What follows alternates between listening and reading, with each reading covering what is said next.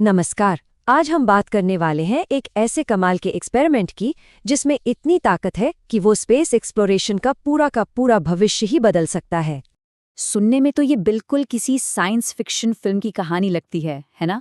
पर सच तो ये है कि नई रिसर्च कुछ ऐसा ही इशारा कर रही है। हो सकता है कि ये साधारण सा पकवान हमस आने वाले एस्ट्रोनॉट्स की मेन्यू का हिस्सा बन जाए। तो चलिए इस टॉपिक में थोड़ा और गहराई से उतरते हैं। देखिए, नासा का जो आर्टेमिस प्रोग्राम है, उसका मकसद है चांद पर लंबे समय तक इंसानों को बसाना। अब इससे एक बहुत बड़ा और जरूरी सवाल खड़ा होता है, वहां इतने सारे लोगों का पेट कैसे भरेगा? चांद पर जो एकमात्र मिट्टी मिलती है उसे कहते हैं रेगोलिथ, पर यह हमारी धरती की मिट्टी जैसी बिल्कुल भी नहीं है। असल में ये तो एक बारीक धूल जैसी चीज है जो अरबों सालों से उल्कापिंडों के टकराने से बनी है। तो असल में होता ये है कि चांद की ये मिट्टी पौधों के लिए एक बुरे सपने से कम नहीं है। अब सवाल उठता है, ऐसा क्यों? भाई सीधी सी बात है, इसमें धरती की मिट्टी जैसी कोई भी अच्छी चीज है ही नहीं। ना कोई पोषक तत्व, ना ऑर्गेनिक मैटर और ना ही कोई अच्छे बैक्टीरिया। उल्टा इसमें जहरीली धातुएं और कांच जैसे नुकीले कण भरे पड़े हैं। और तो और ये इतनी जल्दी सख्त हो जाती है कि पौधों की जड़ों तक पानी का पहुंचना तक नामुमकिन सा हो जाता है। मतलब एक लीड रिसर्चर ने तो इसे सीधे सीधे शब्दों में कह दिया कि ये चीज किसी भी माली के लिए एक बुरे सपने जैसी ही है। तो फिर सवाल ये उठता है कि इस खतरनाक धूल को ऐसी चीज में बदला कैसे जाए जो जिंदगी को सपोर्ट कर सके। इसके लिए टेक्सास A&M और टेक्सास यूनिवर्सिटी के साइंटिस्ट्स ने एक इकोसिस्टम बनाने वाला तरीका निकाला। उन्होंने 3 मेन चीजों को मिलाकर एक सॉल्यूशन तैयार किया। सबसे पहली चीज थी पौधा। उन्होंने माइल्स नाम के चने की एक खास किस्म चुनी। अब इसे क्यों चुना? क्योंकि ये बहुत मजबूत है, इसमें प्रोटीन भी खूब है और इसका साइज भी छोटा है, जो स्पेस मिशन की तंग जगह के लिए एकदम परफेक्ट है। दूसरी चीज थी फर्टिलाइजर, यानी खाद। इसके लिए उन्होंने वर्मी कंपोस्ट का इस्तेमाल किया। ये पोषक तत्वों से भरी हुई खाद होती है, जिसे मिशन के दौरान निकलने वाले कचरे जैसे खाने के बचे खुचे टुकड़े और सूती कपड़ों को रिसाइकिल करके लगातार बनाया जा सकता है। और जो तीसरी और सबसे जरूरी चीज थी, वो थी एक खास तरह की फंगस। एक ऐसी फंगस जो पौधों की जड़ों के साथ मिलके एक मजबूत पार्टनरशिप बना लेती है। तो इन 3 चीजों के साथ ये अनोखी रेसिपी तैयार हो गई। अब बारी थी इसे टेस्ट करने की।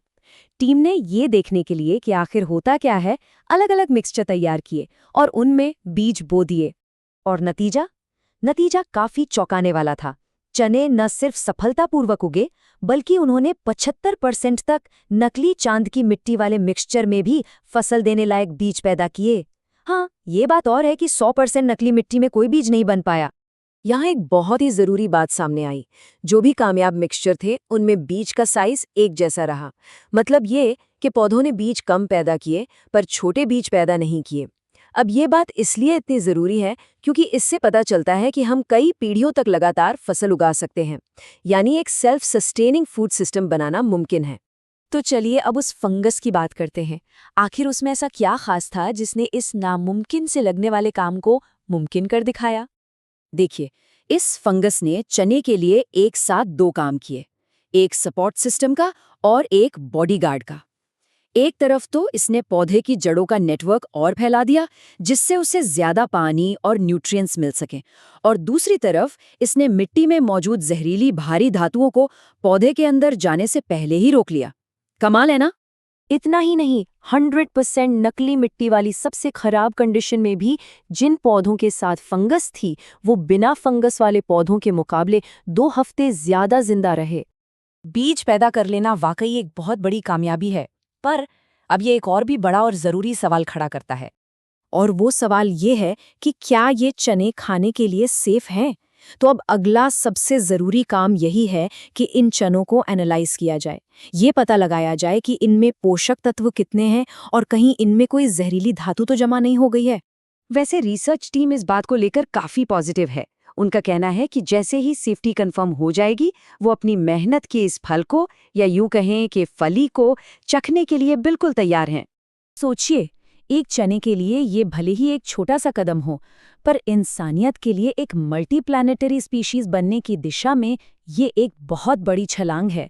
अगर हम धूल से जिंदगी उगा सकते हैं तो अंतरिक्ष में हमारा अगला कदम क्या होगा?